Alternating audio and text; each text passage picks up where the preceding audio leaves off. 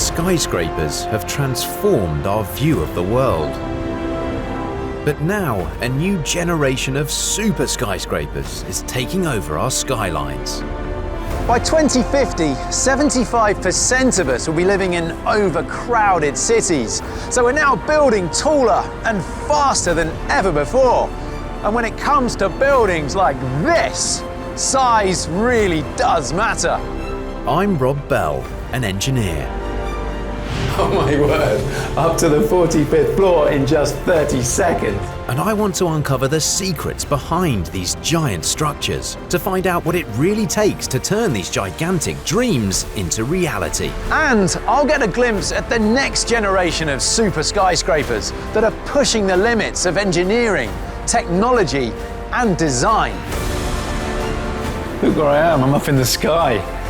Could these mega structures, reaching 300 meters and more, hold the key to the future of our cities?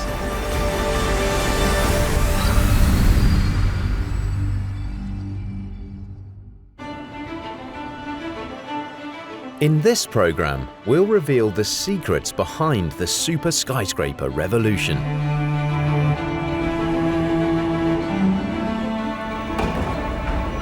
I'm on my way to see something quite remarkable. This lift is taking me to the top of the tallest man-made structure in Western Europe. Oh, you can feel the pressure difference as you go up.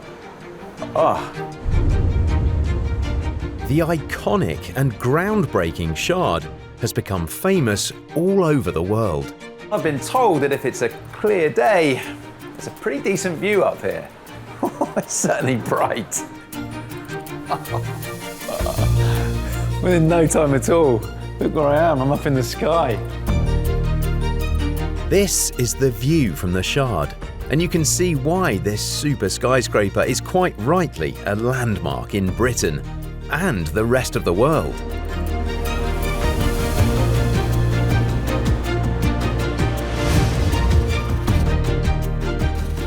It's one of 100 super skyscrapers over 300 meters tall. And that number is growing daily, with over 300 under construction and in the pipeline.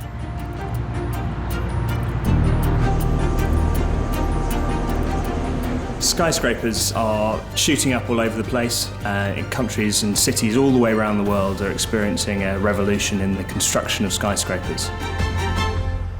There's been a complete change in skyscrapers in the last 30 years.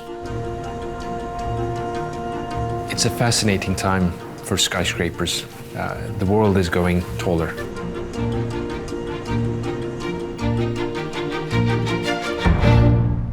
Just take a look at the skyscrapers on the skyline here. You've got the old guard of Canary Wharf over there, and there's the newer kids on the block here in the city.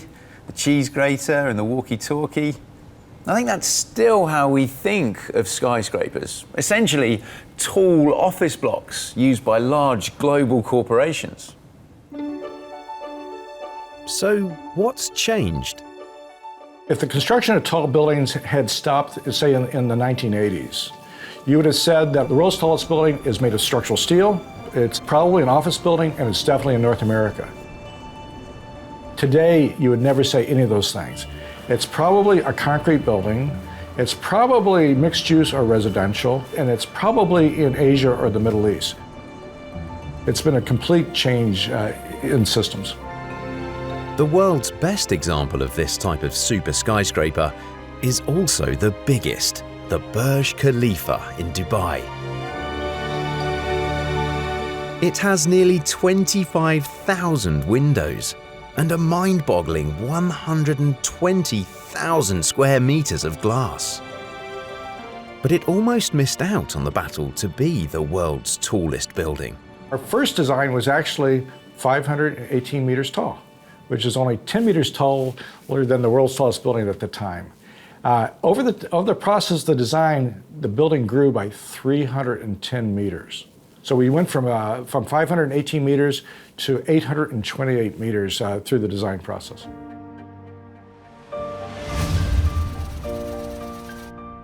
That's 3 times as tall as the Eiffel Tower and nearly twice as tall as the Empire State Building. And inside, well, there may be almost 30,000 square meters of office space, but incredibly, this building has almost 200,000 square meters of residential space. Nowadays, super skyscrapers are no longer just places to work, but places to live.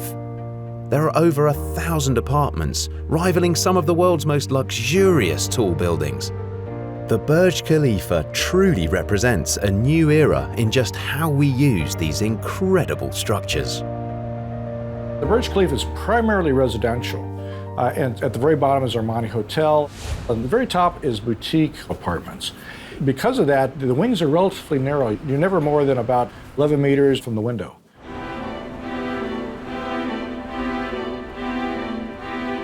We are obsessed with living in higher and higher places. It's something that human beings have never done before. It's about this kind of innate human want or this aspiration to see height. It's like being in a static airplane. It's amazing. The secret behind the new generation of super skyscrapers is that they've become vertical cities, with offices, restaurants, hotels, and extraordinary homes with incredible views. I'm up here on the 72nd floor, and beneath me are Britain's highest homes on the 53rd and the 65th floor of the Shard. That's an impressive 224 meters up. But unbelievably, that doesn't feel so high when you consider the world's tallest home. That's the Penthouse at 432 Park Avenue, which stands at 425 meters. The luxurious skyscraper has high prices too. The Penthouse sold for a whopping £71 million. But even 432 Park Avenue is about to be overtaken by an even taller block. Central Park Tower is expected to reach 472 meters when it's finished in 2019 and will be the tallest residential skyscraper in the world. So we may have revealed the reason behind the boom in these super skyscrapers. But what are the extraordinary challenges that had to be overcome to reach these new heights? The scale is unimaginable. The weight of the concrete used in the construction of the Burj Khalifa equaled the weight of 100,000 elephants. And that was only the first part of the challenge. It's just so hot, they have to actually put ice in the concrete. And we had to be able to pump the concrete 600 meters in the air, 2,000 feet.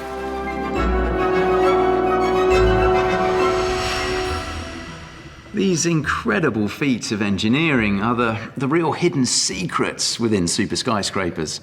And I want to find out how the engineers and designers overcome what seem like impossible challenges in the quest to build ever taller.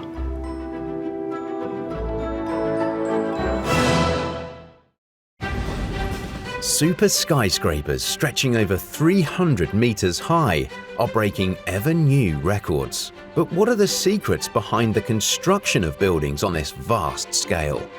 What kind of superstructure is needed to reach the clouds? And what's going on beneath them to stop them falling to the ground? They went down 150 meters. That's about half the height of the Shard. Every mega structure like this tells a remarkable story of engineering. And I want to find out how these immense creations are built. And the best way to start is right back down at the bottom with the foundations.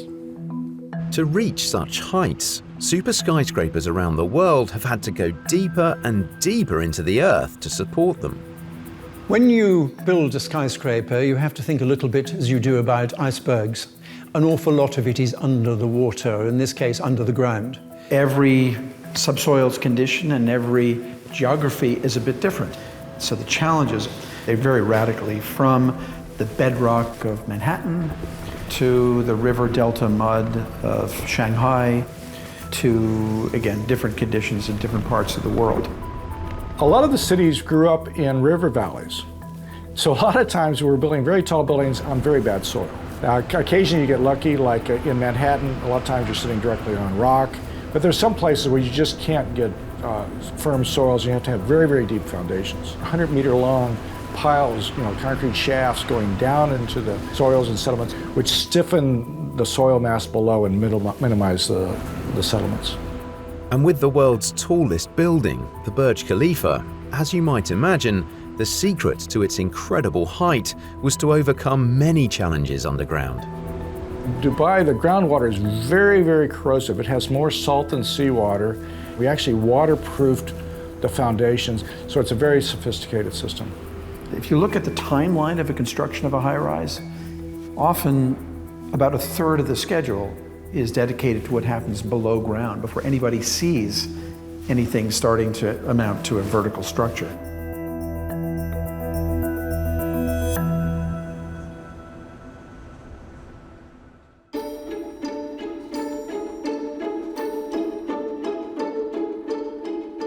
To build anything this tall, you need to know what you're building on. Here in London, the secrets that lie beneath our feet present a very different type of problem to other places around the world. In cities like London, foundations are extra interesting because there's just so much history in the ground. Not only is there an amazing number of skeletons, but there's also a lot of archaeology down there too. It's not unusual for us to uncover a burial ground or a Viking boat on one of our sites. There's also an absolute warrant of train tunnels and tubes under the ground, so sometimes it can be a real challenge just finding a place for the piles for our skyscrapers. And once they find a place, they still have to deal with soft clay that London sits on. So what are the secrets behind the Shards foundations? Hey Roma. Hi, how are you doing? I'm good. I'm good. Fantastic. Roma Agrawal is one of a new generation of engineers who've had to face the colossal challenges of how to lay foundations for these mega structures. You were responsible for the foundations of this enormous tower behind us here, the Shard. What were the challenges building those? Right, so London unfortunately has quite poor ground to work with. So this river behind us keeps depositing all kinds of silts and alluviums and gravels, all kinds of really fine material, but also quite pebbly material, and all kind of compacted together and created quite a soft clay.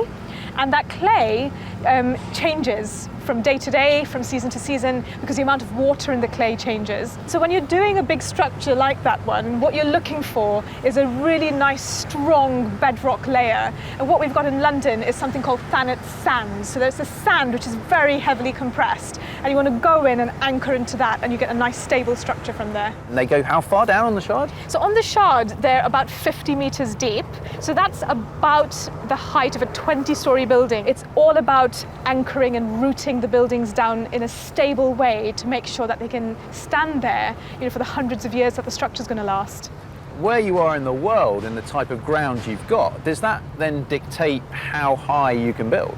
It absolutely does. One of the big skills of the local engineers is that the steel and the concrete works the same in every country, but it's the ground where you really need that specialism. The better, the stronger the ground that you have, the easier it is to build, the higher you can go, because the ground is strong enough to take all the weight of these immense structures. So if you don't have very good ground, you then need to go into the realms of, well, how do we do some really clever foundations? And those are really the techniques and the engineering that has developed and evolved over time, and we're getting better and better at creating really smart foundations to then hold towers like the Shard up. There's so much engineering that has to go into the science of keeping towers stable, which we just never see. But London isn't alone in needing extraordinary foundations to support these super skyscrapers. The Petronas Towers in Kuala Lumpur have a really good story.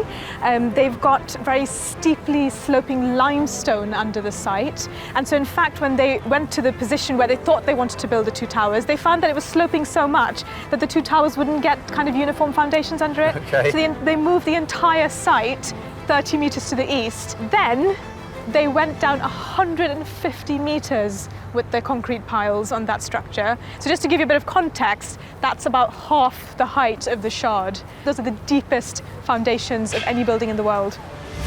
As a result of these incredible deep foundations, the Petronas Towers needed hundreds of thousands of tons of concrete to support it. But just how do you pour concrete in such volume? The answer? It takes meticulous planning. One building that illustrates this more than any other is the Lotte Tower in Seoul.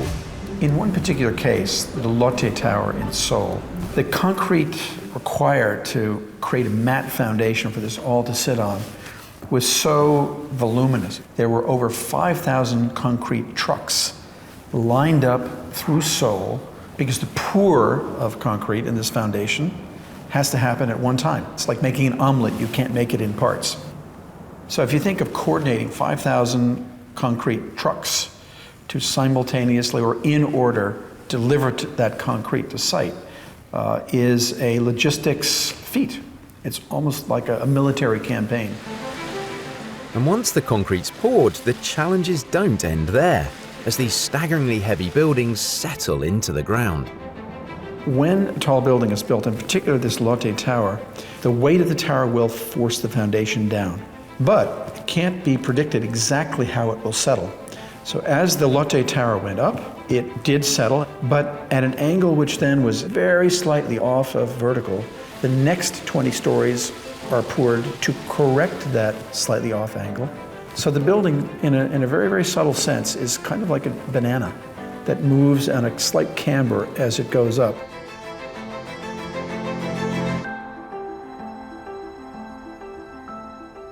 By overcoming whatever lies beneath our feet to construct these solid foundations, the desire to build ever taller, both here in London and around the world, shows absolutely no sign of stopping.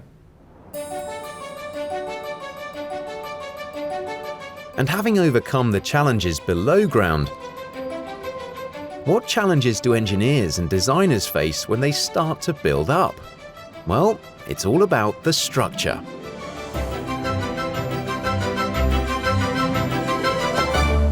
If you want to understand the structure and design evolution of these giants, you need to start with the granddaddy of them all, the Empire State Building. Despite the colossal size of the project, the design, planning and construction of the Empire State Building took just 20 months from start to finish and was completed in 1931. And that was in part due to the simple steel skeleton assembled at a record pace of 4.5 stories per week. Well, the Empire State Building was the tallest building of its time. It did represent a culture, city of New York rising from the Depression that gave a certain confidence of going forward. It became a symbol. I think what makes the building very, very unusual for its time, and even now as we look back on it, is the form of the building pointed, as it does now in the skyline, in a most emphatic way at a kind of pure verticality. The way the building steps back to make this kind of base for a vertical staff or a spike that comes to the sky is the most literal visual realization of the term skyscraper. The early skyscraper was essentially a steel frame with a large inner concrete core, giving the building its strength.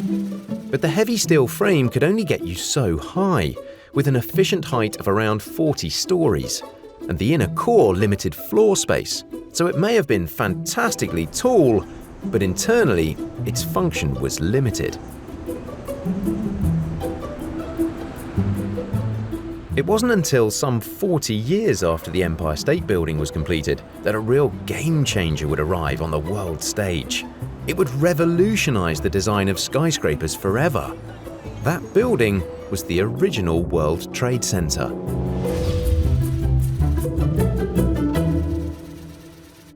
The Twin Towers used the perimeter walls rather than just the internal core to give them their strength. Known as a tubular design, it allowed the World Trade Center to soar up to 416 meters, and the core no longer took up all the valuable office space. The original World Trade Center in New York finished about 1974, is one of those tube-in-tube construction buildings, and nothing had been done on that scale up to that point. Not only did the Twin Towers become the tallest buildings in the world, the amount of office space was as remarkable as their height, at 8.6 million square feet. And opening up as much valuable floor space as possible is still the aim of skyscraper designers around the world today.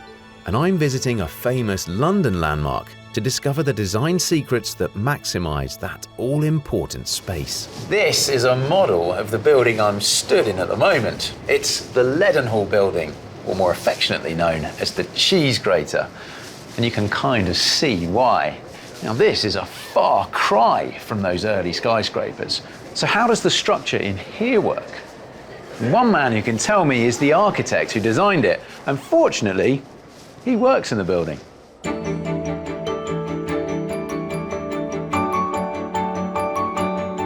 Hey, Graham, nice to meet you. Hi there, nice to meet you. Thanks so much for having us up here. Oh, no, it's an absolute pleasure. Absolute pleasure. It really is. This is the strength of the building. The strength of the building. It's basically a pure expression of a vertical cantilever. The London cheese grater gets its shape from the use of its innovative cantilever design. Floors are anchored at one end to a vertical wall made of steel and jut out in ever-increasing lengths, creating its wedge shape. All of these floors here, all of the lateral twist of those is carried back into the primary mega brace frame. So the strength of the building here, the key structural components, as you say, is up there and down. These are almost solid blocks of steel at the bottom, the columns. They're not thin walls, they're like that. Yes. Graham, this section plan here shows to me one of the huge benefits of where you haven't got a core coming right through the middle of the building. Look at the amount of open office space there. The efficiency and flexibility is the thing that's driving most of the innovation. With more space, you've got more space that you can get money made from. That's the only space people want. Money talks. What is unusual about this building is you can see what it's made of. You can see the steel. We think it's about the muscularity of being able to appreciate the sheer scale of what is holding these buildings up.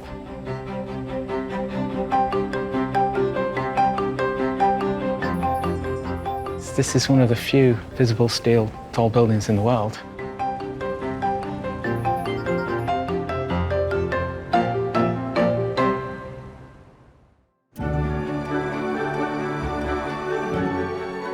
The race is on around the globe to design structures that can make the ultimate statement on a remarkable scale.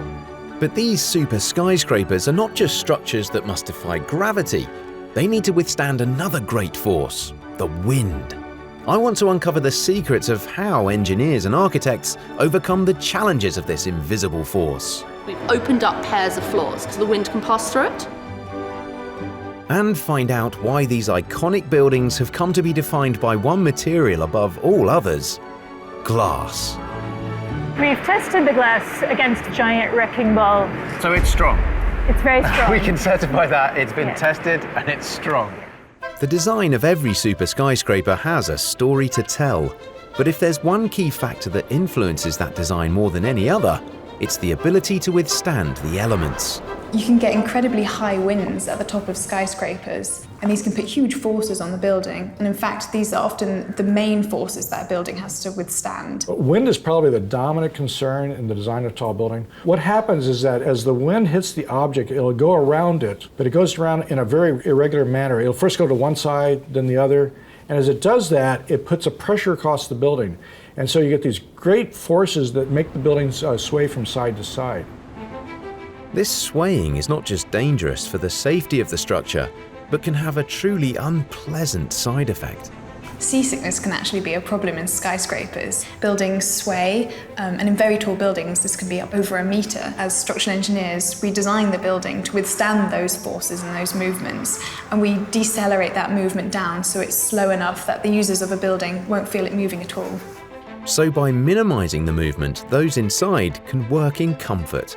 But what about people walking past the outside of the building? Equally, when wind hits the face of a building, it's pushed downwards, it goes faster, and when it hits the ground, it rolls around and it can blow you off your feet. And if the building design fails to account for these downdrafts, the results can be catastrophic. There's a tall building and a man was walking along the street at the base of the building and a lorry hit the wind generated by the skyscraper and it fell on this poor man and killed him. So how can this be overcome? In those circumstances, you design the building to be as smooth to the wind as possible, to have a shape that will have the least impact in creating those sort of turbulent currents around the building. To do that, it's generally the use of a wind tunnel that is called for. Because wind causes such complex forces, architects have to go one stage further to ensure the safety of tall buildings.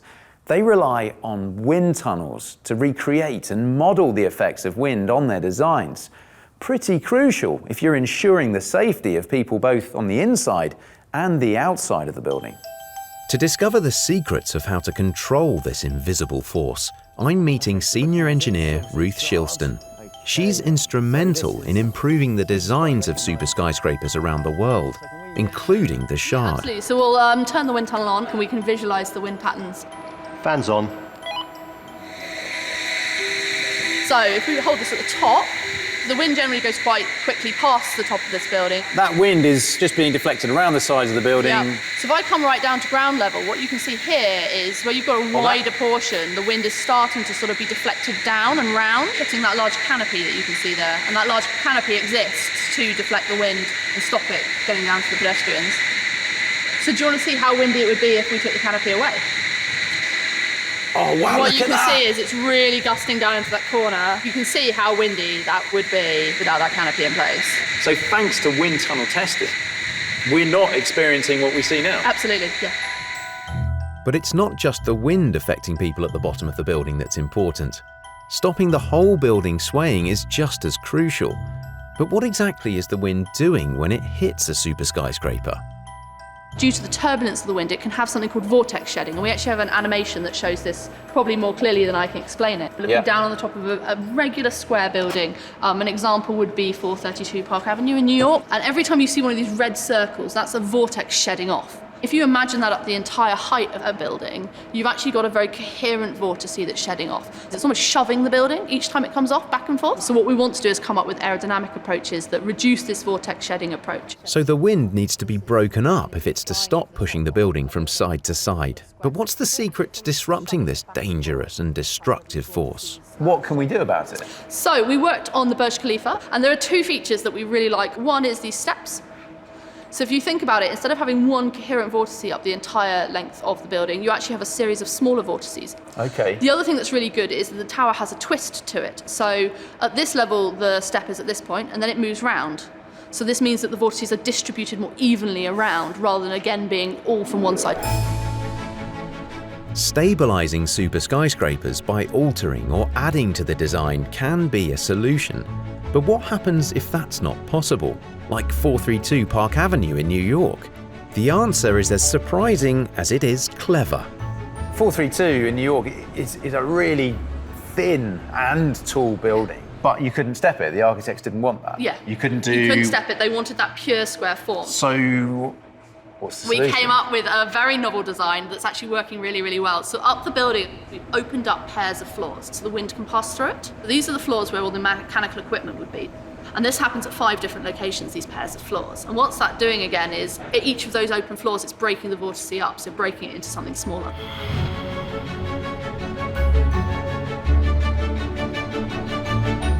Because of its colossal size, one building here in Britain that's had to use a pioneering approach to overcome the effects of the wind is 22 Bishopsgate in London.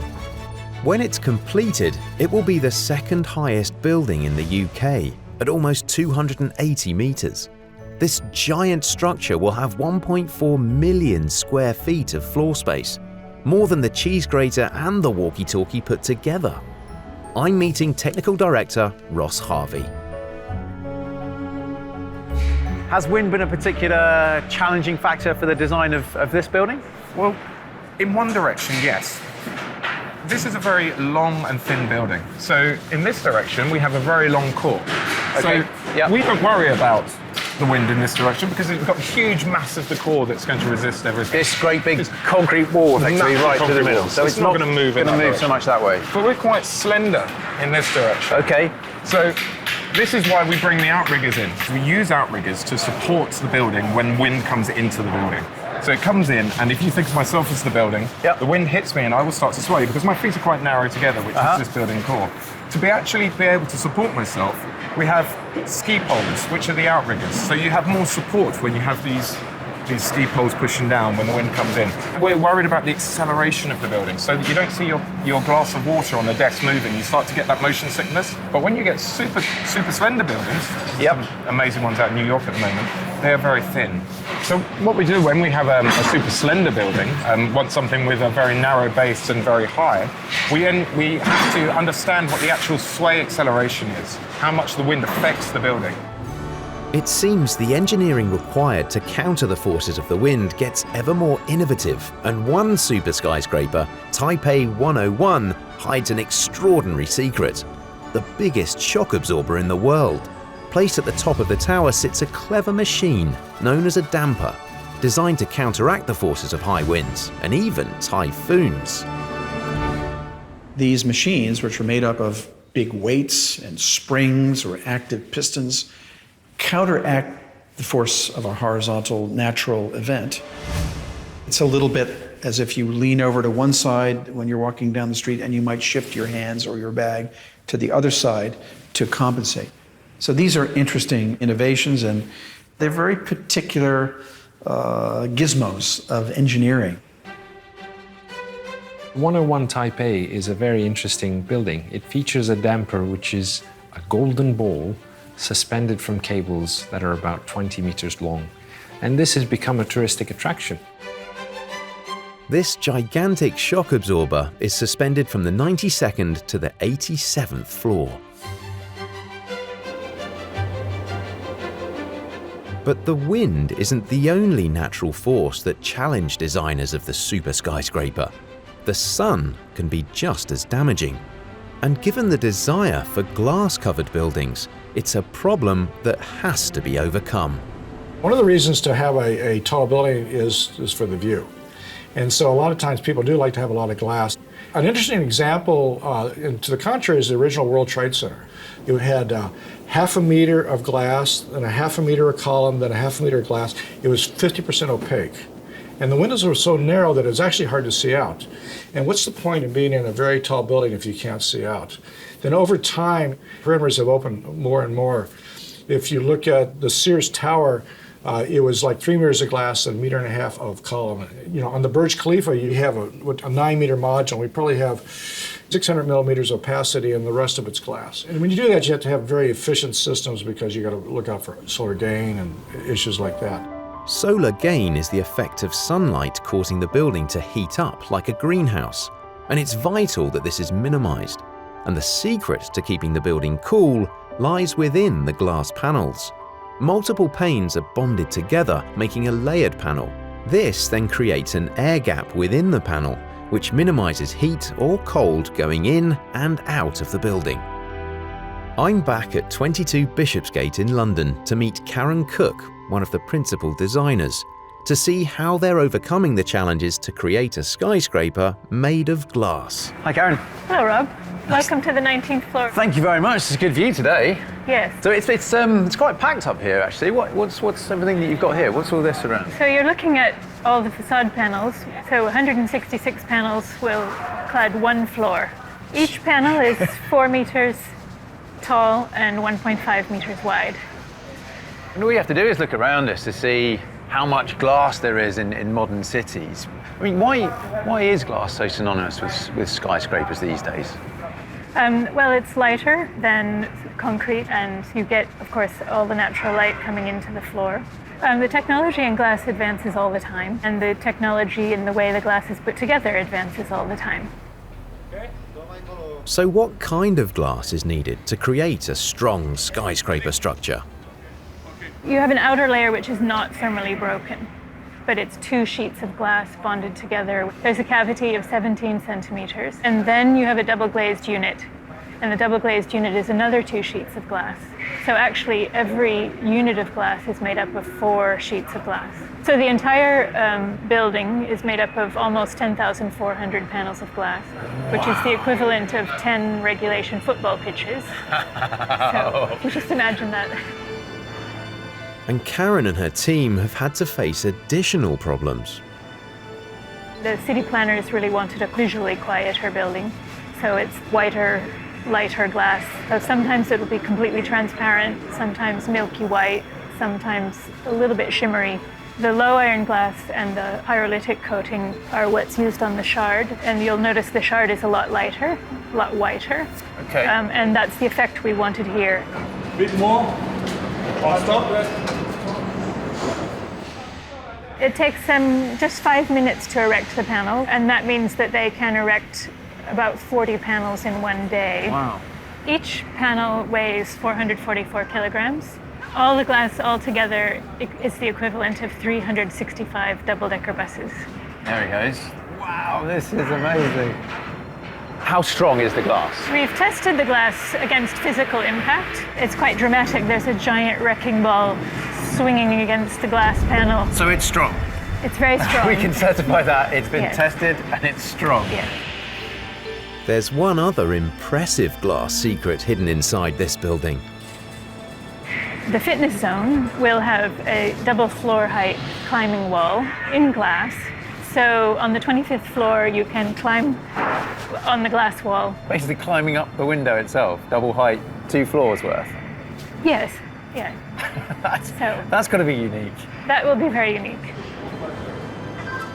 Like the rest of the world, this glittering tower will encourage people to use skyscrapers like never before. And as they become part of our skyline forever, the race to get higher and higher shows no sign of slowing down.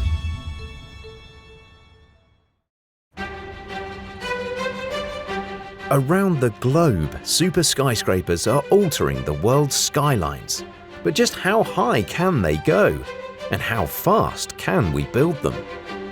London alone will have doubled the number of skyscrapers by 2020, and the march to the sky is epitomised by a jaw-dropping super skyscraper planned for London in the near future, the 300-metre Oakwood Timber Tower.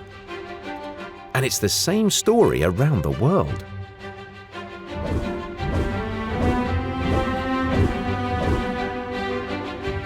We have the technology, the design know-how, and there's definitely the desire. But how is the ever-increasing demand being met?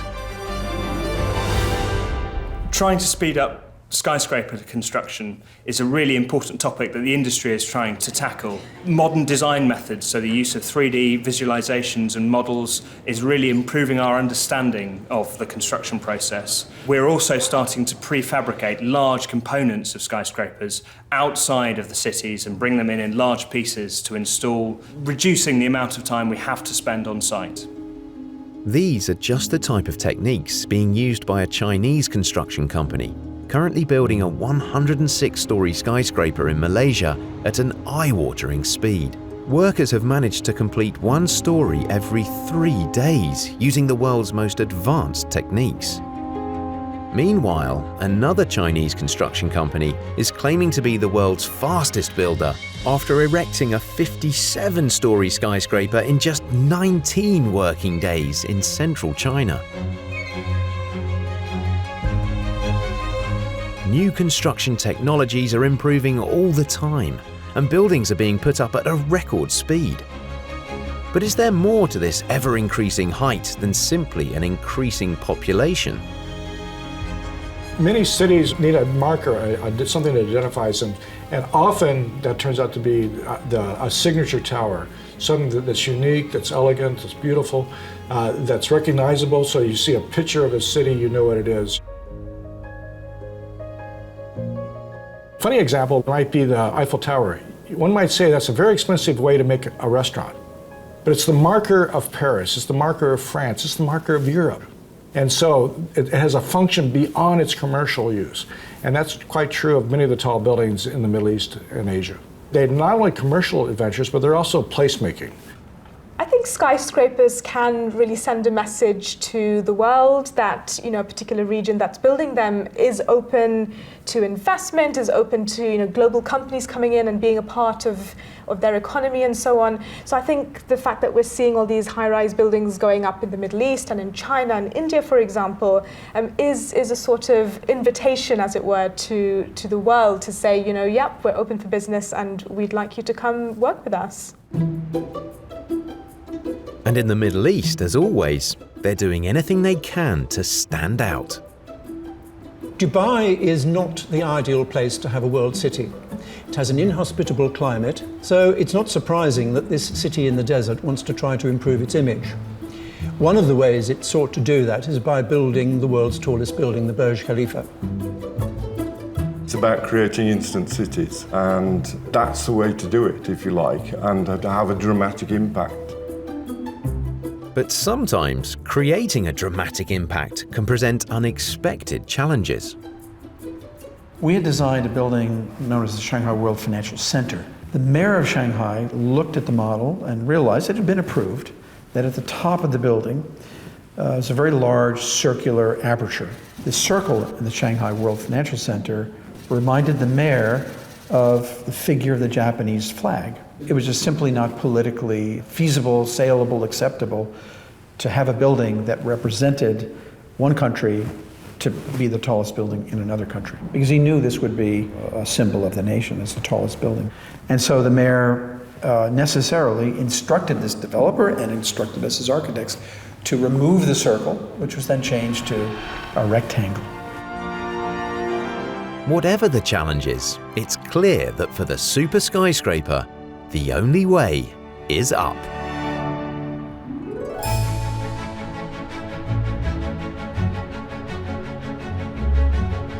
So what can we expect from the super skyscrapers of the future? Well, if the past has taught us anything, it's that the tallest building won't stay the tallest for very long. It's an incredibly exciting time because boundaries are always being pushed and new innovations and technologies are allowing us to build taller and taller. There are no extrinsic limits on how high a skyscraper can go. There are practical limits at the minute, but we're confident that we can address those and go as high as we want. I think we are obsessed with living in higher and higher places. It's something that human beings have never done before, living at such heights. And I think that drive to live at higher places will continue. We need to make decisions on how high we want to go. We're not technologically limited. We can go as high as we want. But is this the way that we want to live in modern cities? It's a question that seems to have already been settled in the Middle East, with perhaps the most anticipated building in recent years, the Kingdom Tower in Saudi Arabia. It's set to break records as the world's first kilometre-tall building. Originally estimated to cost £900 million, delays have pushed the cost to an eye-watering £1.5 billion.